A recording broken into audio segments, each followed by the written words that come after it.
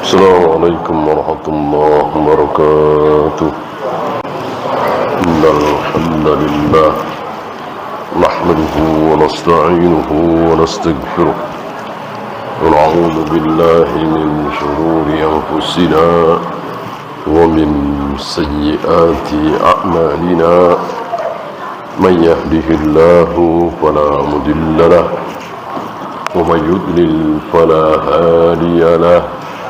Asyhadu an la ilaha illallah wahdahu la syarika lah wa asyhadu anna Muhammadan abduhu wa rasuluhu wa ba'd.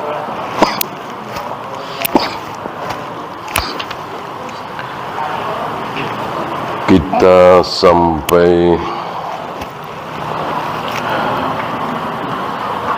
harta, ya.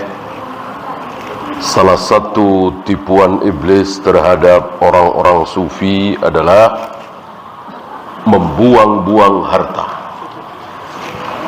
Mereka menganggap bahwa punya harta banyak adalah tercela. Kaya adalah aib. Yang terpuji, yang mulia pasti miskin. Ini jelas keliru. Apakah mereka lupa dengan Utsman bin Affan, Abdurrahman bin Auf, Sa'ad bin Abi Waqqas, Abu Bakar, bahkan Nabi Sulaiman, Nabi Yusuf, Nabi Daud? Mereka ini kaya raya. Tercela? Tidak. Tidak ada manusia hari ini semulia Abdurrahman bin Auf, semulia Utsman bin Affan, apalagi semulia Abu Bakar, apalagi Nabi Sulaiman, Nabi Daud. Padahal mereka kaya raya luar biasa. Zuhud itu bukan di harta, bukan di rumah, bukan di istana, bukan di mobil, bukan di saldo. Zuhud adalah di hati. Walaupun tidak punya apa-apa, miskin sekali, apakah dia pasti zuhud? Belum tentu. Kalau hatinya betul-betul menginginkan dunia, rakus tamak terhadap dunia, harta, uang, tetapi nggak dapat, sebagaimana hari ini terjadi. Saudara-saudara kita yang miskin hari ini, apakah mereka tidak ingin harta, tidak bernafsu terhadap dunia? Ternyata bernafsu, tapi nggak dikasih oleh Allah. Ya cuma dikasih segitu. Buktinya, mau jam 3 dini hari sudah sampai pasar induk, sudah belanja ini itu, ya, subuh lewat, membuktikan bahwa mereka ingin sekali dunia itu, uang itu, tapi dapatnya segitu. Allah tidak kasih banyak. Sebaliknya, manusia-manusia yang namanya saya sebut tadi tidak bernafsu, nafsunya terhadap pahala akhirat, ridha Allah, surga, tapi Allah berikan dunia yang sebanyak-banyaknya. Disinilah kesalahan orang-orang sufi, menganggap bahwa miskin adalah mulia, miskin adalah terpuji, apapun yang terjadi. Maka dari sini, dari kesalahan ini, iblis mengajak mereka untuk membuang-buang hartanya. Ada harta buang, ada harta buang, ada harta buang. Walaupun membuangnya di tempat yang baik, misalnya sedekah, misalnya, tapi ada salahnya. Ada salahnya. Ya tentu sebuah kesalahan besar. Ketika kita bersedekah ke sana kemari yang itu tidak wajib, lalu anak istri kita kelaparan, padahal itu wajib kita nafkahi, kan bodoh ini, ya kan?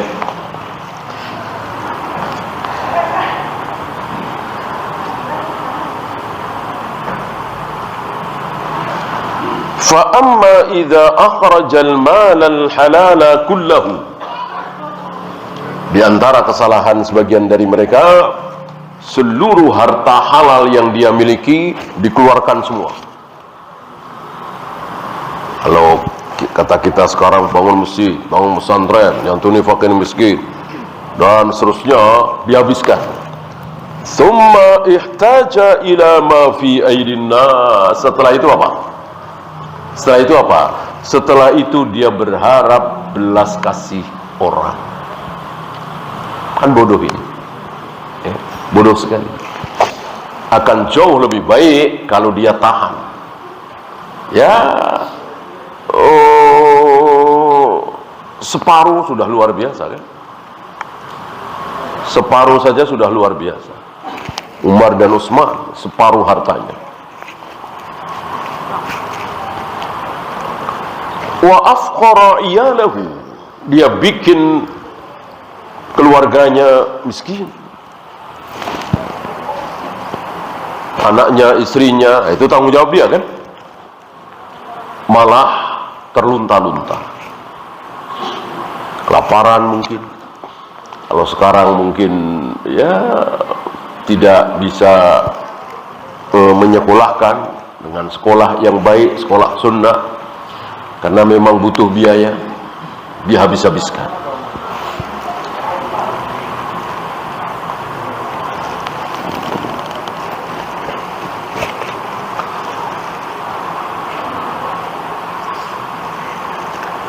Fahuwa imma an yata'arrada li minal ikhwani aw li sadaqatihim.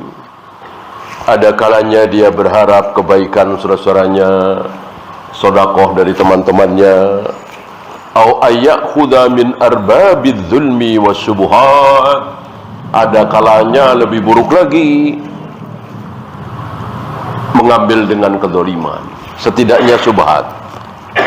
Fa hadza huwal fi'lul madhmum al manhiyu anhu. Ini tercela, ini terlarang, ini haram. Gara-gara apa? Bodoh, tidak faham terhadap ilmu. Dikiranya menghambur-hamburkan harta itu pasti baik, lalu tidak menyisakan. Oleh karena itu ketika Abu Bakar memberikan semua hartanya, kan Nabi bertanya, untuk engkau dan keluargamu apa? Nah, ini menunjukkan harus ada, ya. Untung Abu Bakar menjawabnya tepat. Kafanallahu wa rasuluh. Untuk aku dan keluargaku ya Rasul, cukup Allah dan Rasulnya. Artinya sikap betul. Dan tentu Rasul juga tahu siapa Abu Bakar, pedagang yang luar biasa, ya. Kan diantara kita kan tidak semuanya pintar dagang. Ada yang pintar, ada yang tidak. Abu Bakar pintar luar biasa. Tentu Rasulullah tahu. Ya, gampang untuk ini, ya. Sama dengan Abdurrahman bin Auf, sama dengan Utsman bin Affan.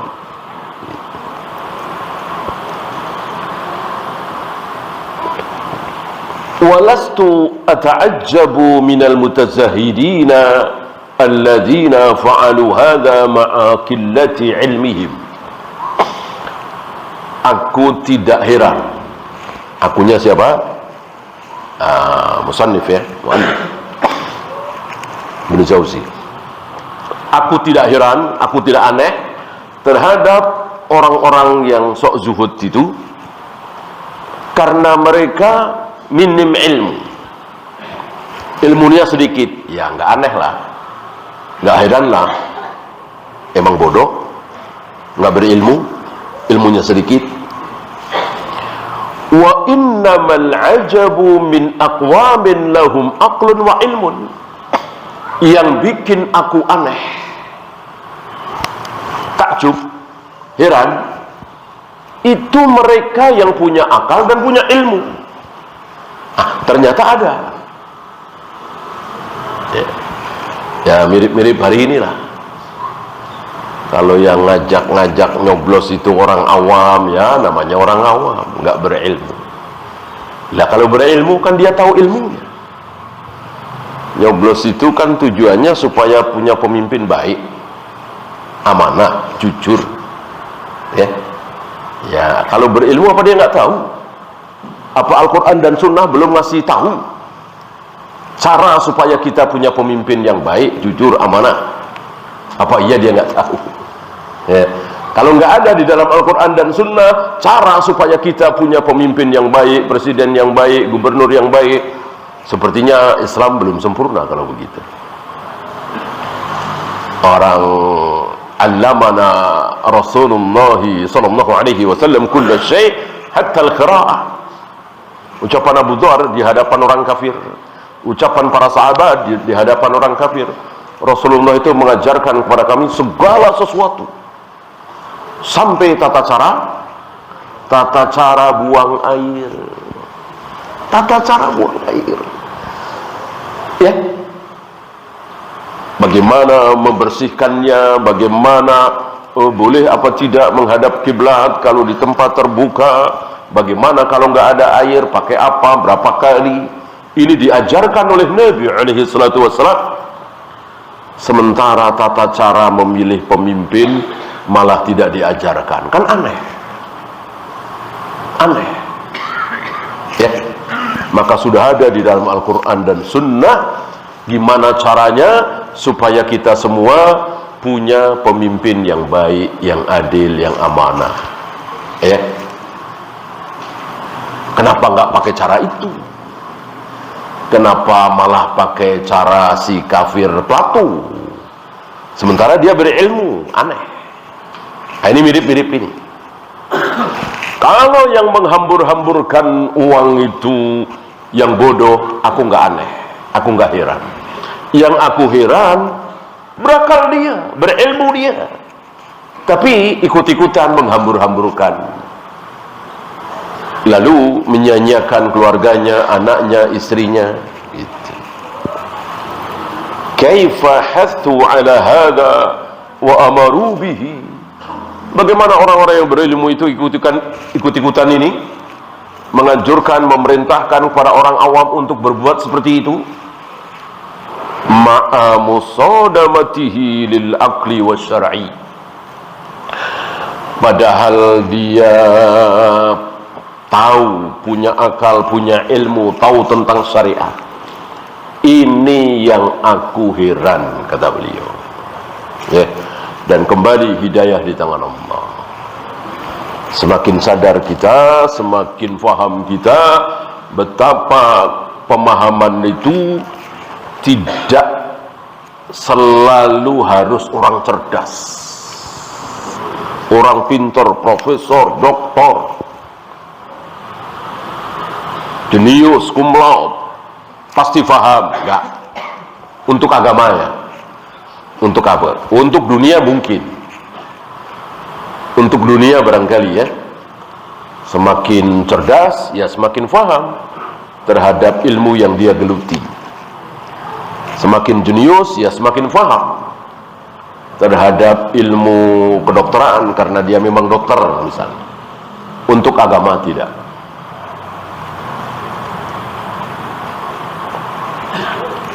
Walaupun bergelut dengan ilmu agama, insyaallah antum tahu bagaimana kecerdasan Al-Imam As-Suyuti, luar biasa. Beliau sangat terkenal, Al-Itqan fi Ulumil Quran, luar biasa kitab ini. Kecerdasan beliau, daya hafal beliau luar biasa, Al-Imam As-Suyuti. Tapi dalam masalah tawassul beliau tidak faham.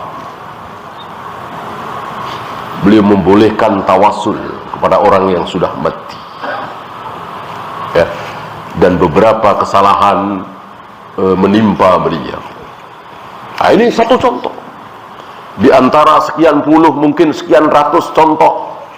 Cerdas, pinter, jenius, hafal Al-Quran, hafal ribuan hadis, tapi salah dalam hal-hal tertentu.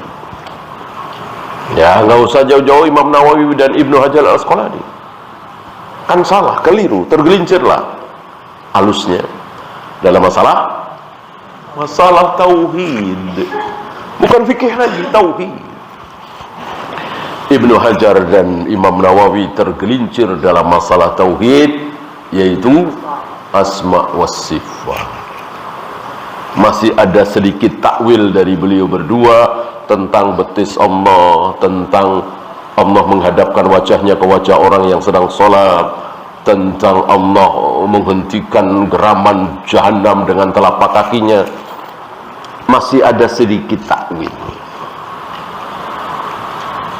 Bagaimana? Itulah manusia.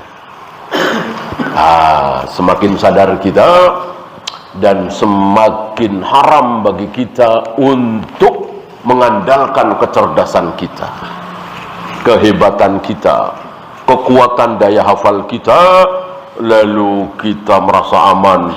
Nggak mungkin aku salah faham, pasti aku faham. Jangan. Okay. Kemudian beliau memberikan contoh dua tokoh besar. Yang pertama Haris al-Muhasibi atau al-Muhasibi. Yang kedua al-Imam al-Ghazali. Ini dua contoh. Ini kan kira-kira 1050 atau 1100 ya tahun yang lalu. Beliau Ibnu Jauzi kan 800-an, berarti lebih duluan Haris al-Muhasibi dan Imam al-Ghazali.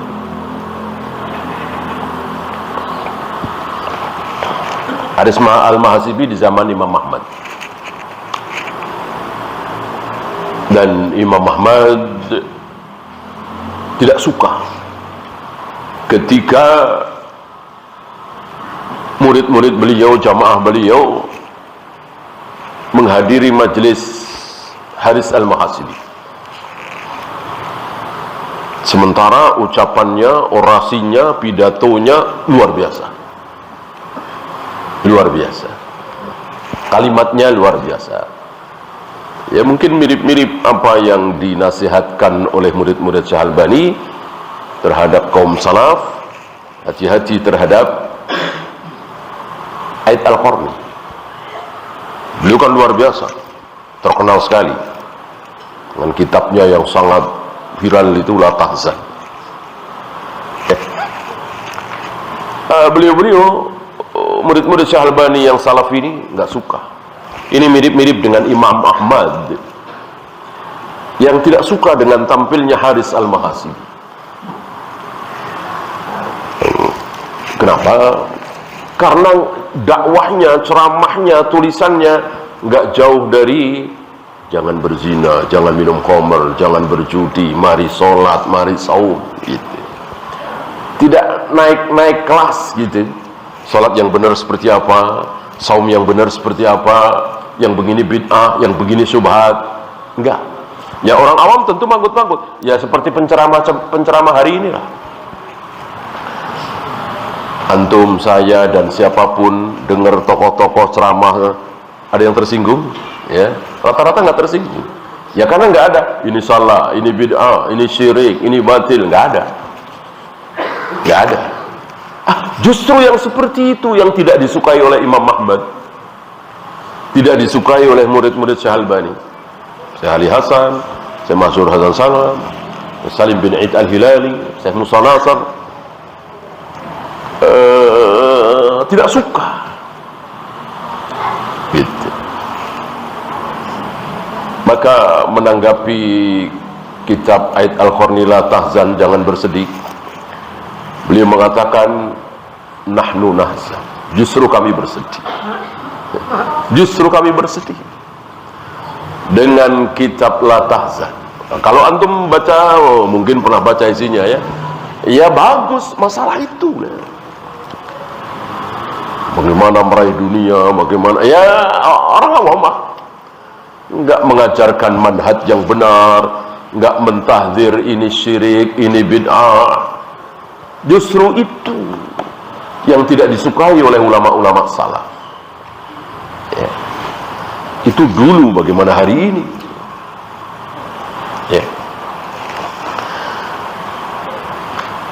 Waqad zakara al-Harithu al-Muhasibi fi hadha kalaman tawilan. Haris al-Muhasibi, kata beliau, dalam hal ini telah mengucapkan ucapan yang panjang. Bagaimana membenarkan orang-orang yang menghambur-hamburkan harta. Ya, seperti di negeri kita juga ada tokoh seperti itu, selalu menganjurkan kaum muslimin untuk bersedekah, bersedekah. Ya tentu tidak salah, sedekah bagus kan. Tidak pernah mengajarkan manhaj. Ya cuman anehnya sedekahnya sama dia gitu. Nah itu kan. Mestinya kalau dia cari fakir miskin, Bu, cari bapak-bapak, ibu-ibu kan punya tetangga tuh, punya saudara yang fakir, keponakan yang miskin, ya bantu. Lah kan enak dengernya ya. Nah sedekah suruh bawa ke mejanya, bawa sini sedekah. Ya. Kan jadi nggak enak didengarnya, nggak enak dilihatnya. Ya kita semua kan bukan anak kecil ya kan. Kalau anak kecil barangkali.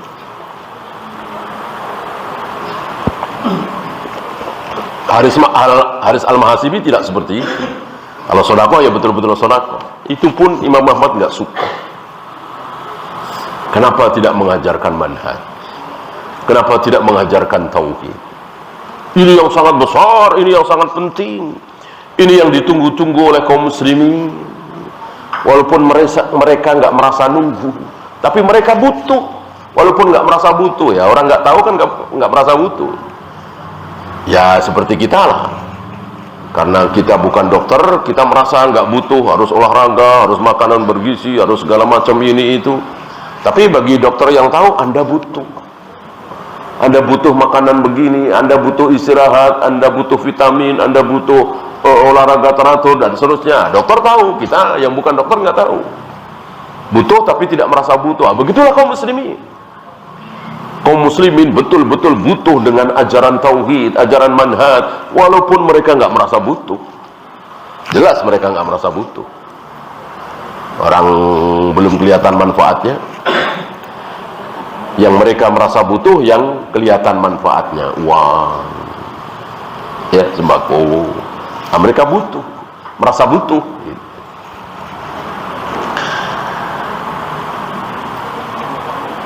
Wa syayyadahu Abu Hamid. Dan ucapan Haris al-Muhasibi ini diperkuat, dibela oleh Abu Hamid. Siapa Abu Hamid? Al-Imam Al-Ghazali. Sedikit tentang beliau. Beliau mirip-mirip Abu Hasan al-Asy'ari. Ya. Cuma Abu Hasan al-Asy'ari punya saksi. Tulisan beliau. Setidaknya ada kitab atau kutaib lah ya. Al-Ibana fi Usulid Diyana, Maqalatul Islamiyyin. Ada 2 atau 3 atau 4 tulisan beliau, kutaib beliau yang menjadi saksi bahwa, menjadi bukti bahwa beliau rujuk ke manhaj salaf, kembali ke manhaj salaf, meninggalkan Mu'tazilahnya yang pertama kali, yang kedua meninggalkan kullabiyahnya. Kalau dikatakan meninggalkan Asy'ariyahnya kurang tepat ya.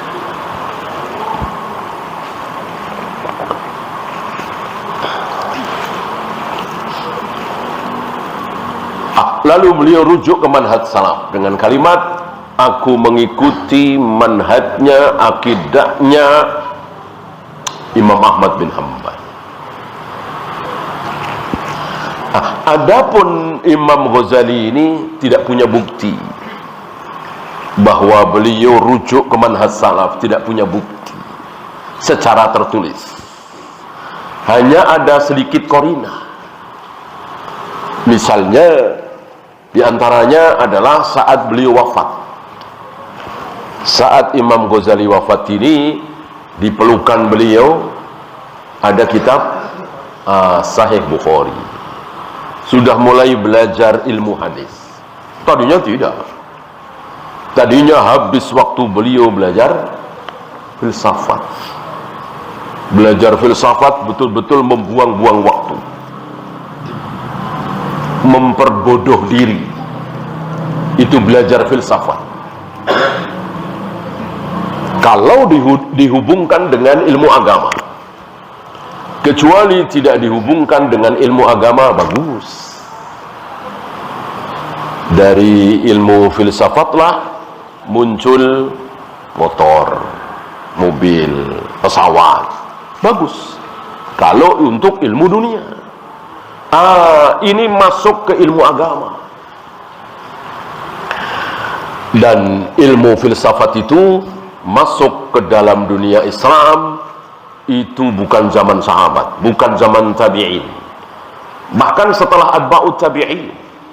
Ya, antum tahu kan, yang menderita hebat gara-gara tersebarnya ilmu filsafat ini siapa? Imam Ahmad. Dengan yang terkenal fitnah khalqil Quran, fitnah anggapan bahwa Al-Quran adalah makhluk. Itu diawali dari ilmu filsafat. Karena ilmu filsafat itu berpikir, bertanya, dijawab, begitu. Apa yang sudah jadi, apa yang sudah diyakini, diulang lagi. Oleh karena itu di zaman Nabi, sahabat, tabi'in, atba'ut tabi'in, tidak ada pembahasan Al-Quran itu makhluk atau bukan, Al-Quran itu makhluk apa bukan. Yang ada adalah sebuah keyakinan bahwa Al-Quran adalah ucapan Allah. Apa iya Allah khalik? Ucapannya bukan khalik, ucapannya makhluk. Gitu. Apa iya Allah itu bukan makhluk, tapi ucapannya jadi makhluk? Berarti tangan Allah makhluk, wajah Allah makhluk, genggaman tangan Allah makhluk, jari Allah makhluk. Batil sebatil-batilnya. Tangan Allah, wajah Allah, jari Allah, genggaman Allah itu menyatu dengan diri Allah. Apa iya makhluk kok menyatu dengan diri Allah? Ya. Justru salah satu sifat Allah adalah apa? Ba'inun an kulli khalqihi, terlepas dari seluruh makhluknya. Artinya tidak ada satupun makhluk Allah yang menempel pada diri Allah, apalagi menyatu, nempel aja. Seperti arsy. Arsy makhluk Allah yang paling besar, paling tinggi. Apakah menempel dengan diri Allah? Tidak sama sekali. Allah berada di atas arsy, entah berapa juta kilometer jaraknya, bukan nempel duduk di atas arsy. Keliru ini. Sesuatu yang tidak menempel pada diri Allah pasti makhluk. Sesuatu yang menempel pada diri Allah bukan makhluk. Karena sekali lagi Allah adalah ba'inun an kulli khalqihi,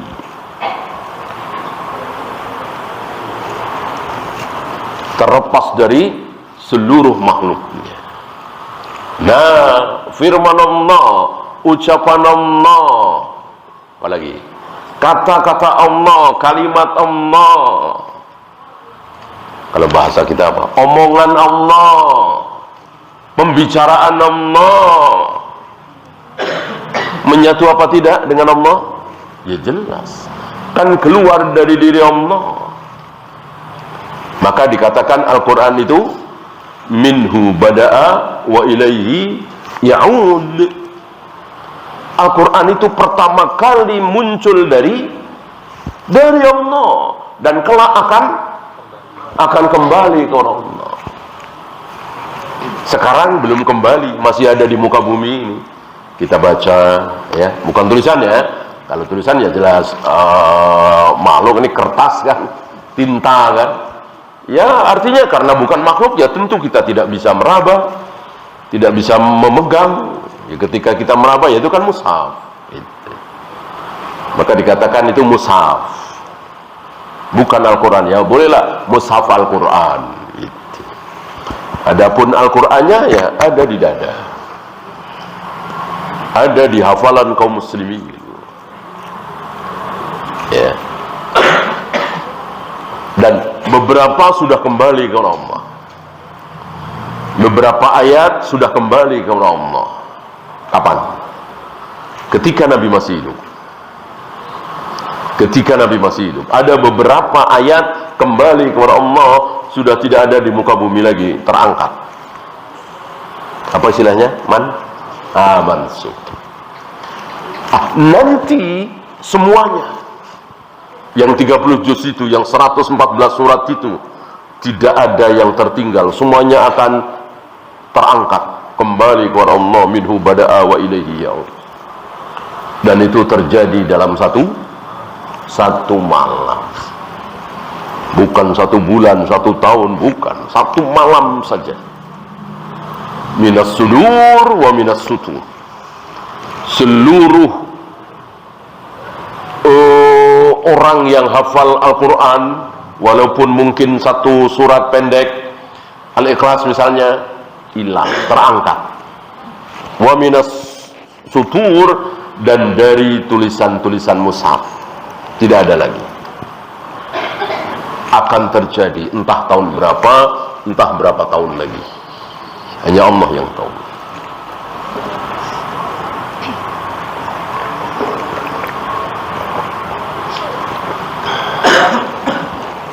Kembali kepada Al-Imam Al-Ghazali. Setelah beliau malang melintang belajar filsafat luar biasa, akhirnya beliau betul-betul merasa lelah selelah-lelahnya. Waktu itu kan kita pernah bahas bagaimana tokoh mereka, Ar-Razi, Fakhrur Razi, menyesal luar biasa. Mirip-mirip Al-Imam Al-Ghazali, menyesal, capek, lelah. Belajar filsafat itu melelahkan, tidak ada hasilnya, malah berbahaya kalau dihubungkan dengan ilmu agama. Kan ilmu agama sudah ketemu, mana yang wajib, mana yang haram, sudah ketemu. Allah berada di mana, dengan apa Allah menciptakan Adam, dengan apa Allah membolak-balikkan hati manusia, kan sudah ketemu. Ya, apa yang Allah perbuat setiap sepertiga malam, semuanya sudah ketemu. Ini difikir lagi, dibahas lagi, dianalisa lagi. Jadilah sesat. Nah, di situ. Nah, awal mula filsafat masuk ke dunia Islam itu ada 2. Meliputi ilmu tabi'iyah dan ilmu ketuhanan. Ya. Nah, yang tabi'iyah ya mungkin kalau di kita fisika, biologi begitu ya. Ini malah tidak diminati.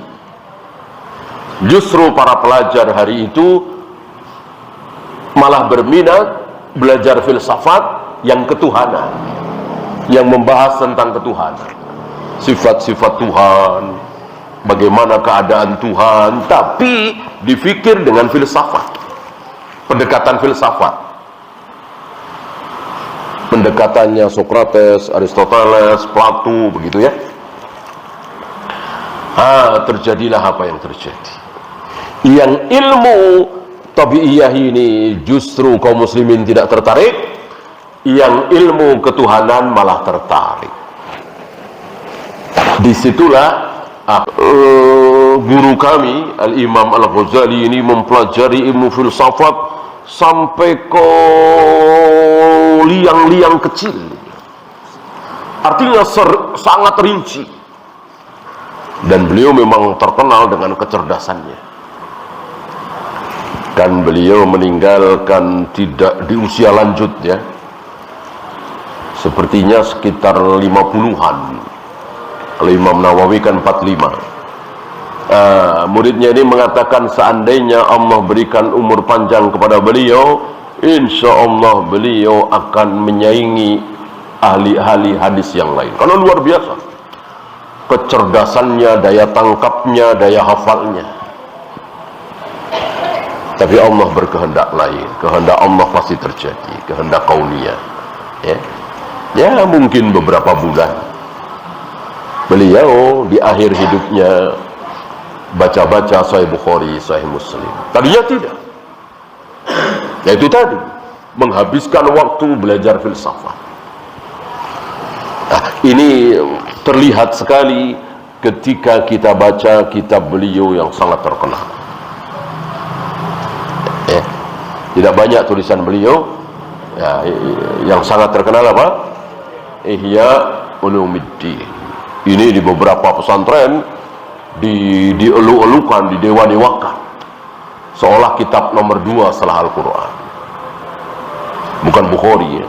Pesantren-pesantren ya di negeri kita kan jarang ya yang membahas Sahih Bukhari, Sahih Muslim, jarang sekali.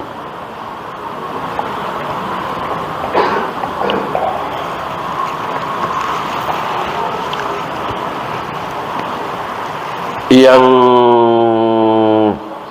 pernah sekilas saya baca itu masalah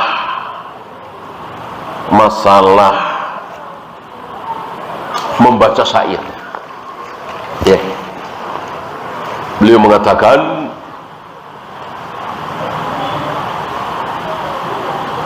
saya baca dalam bahasa Indonesianya, terjemahnya ya.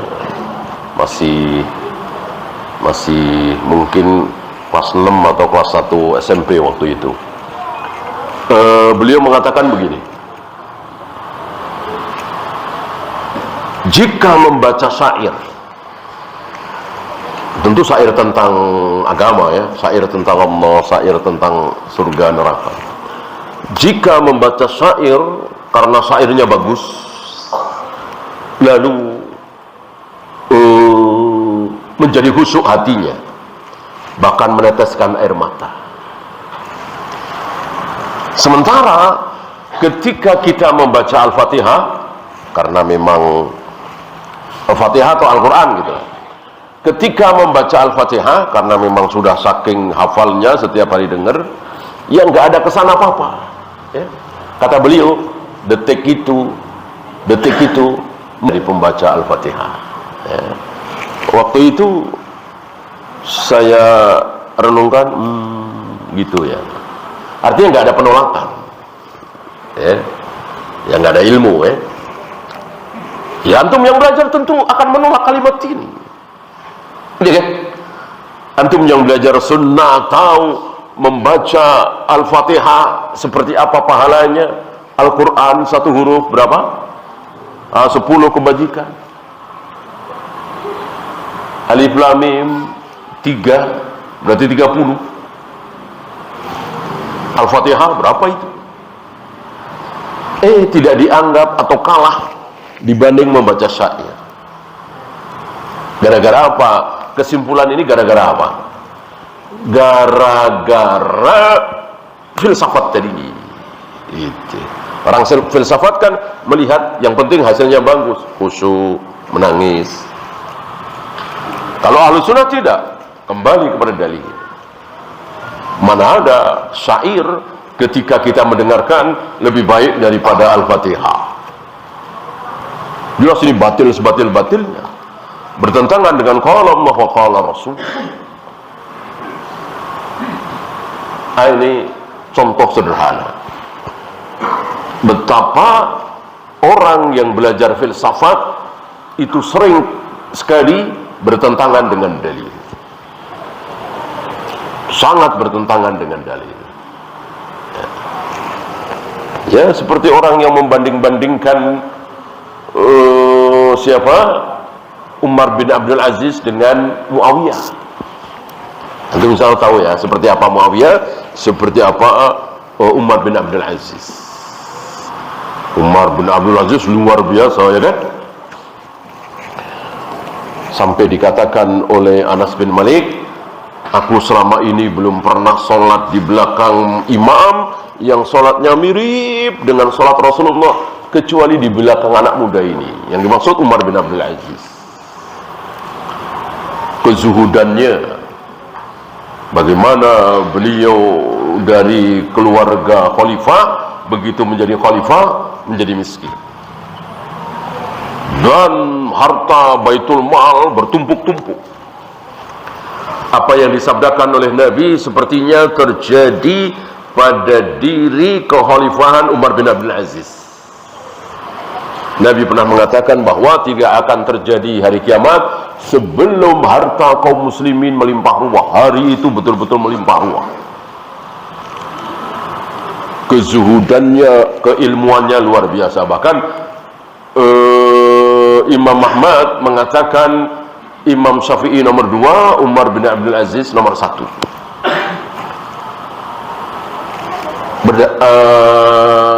Memahami sabda Nabi bahwa setiap 100 tahun sekali Allah akan membangkitkan orang yang yujaddidu dinahu, mentajdid agamanya. Artinya akan mengajak kaum muslimin kepada agama yang benar. Setiap 100 tahun sekali. 100 tahun pertama Umar bin Abdul Aziz, 100 tahun kedua Imam Syafi'i. Ini kata Imam Ahmad. Ya, artinya luar biasalah Umar bin Abdul Aziz. Nah, ada yang coba-coba membandingkan, ya, Umar bin Abdul Aziz dengan Muawiyah. Kalau pakai mata telanjang, kalau pakai perasaan, pendengaran, penglihatan, mungkin ya Muawiyah antum tahulah ya, berseteru dengan Ali bin Abi Thalib dan seterusnya, kaya raya luar biasa. Tapi kan ada dalil, Muawiyah ini sahabat bukan? Sahabat. Umar bin Abdul Aziz sahabat bukan? Bukan. Sementara Nabi sudah bilang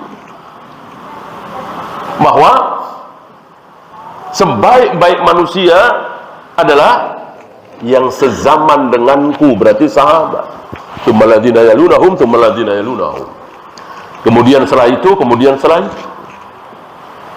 Ya. Ini kira-kira bahayanya filsafat itu, bertentangan dengan dalil.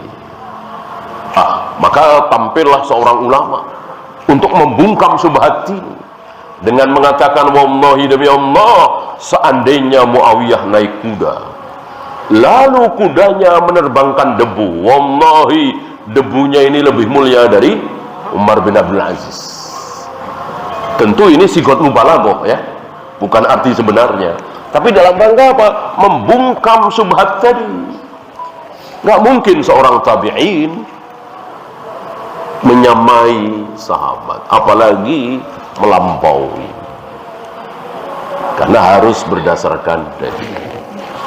Allahu ya, silakan adzan dulu. Sallallahu ala Muhammadin sallallahu alaihi wasallam wa akhiru da'wana alhamdulillahi rabbil alamin.